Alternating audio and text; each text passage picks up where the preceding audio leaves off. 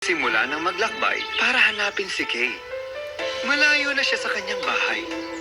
Sa kanyang paglalakbay, tinanong niya ang mga ibon, mga hayop, mga puno, at maging ang hangin kung nakita nila si Kay. Ngunit wala ni isa sa kanila ang nakakita. Pero hindi sumuko si Gerda. Patuloy pa rin siyang naglakbay.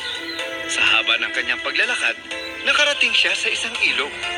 Walang tao doon. Kaya naisip niyang tanungin ang ilog. Mahal na ilog, nakita mo ba ang matalik kong kaibigang si Kay? Ilang araw na siyang nawawala. Walang narinig na sagot si Gerda. Nalungkot siya at naghanda ng umalis.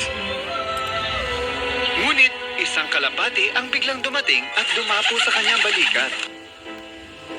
Maaari kitang tulungan, ha? Pero bigyan mo muna ako ng kapalit. At umalis na ang ibon. Naisip ni Gerda na baka mensahe iyon mula sa ilog. Hinubad niya ang kanyang kwintas at hinulog ito sa tubig. Maya-maya pa, isang bangka ang dumating papalapit sa kanya. Walang nakasakay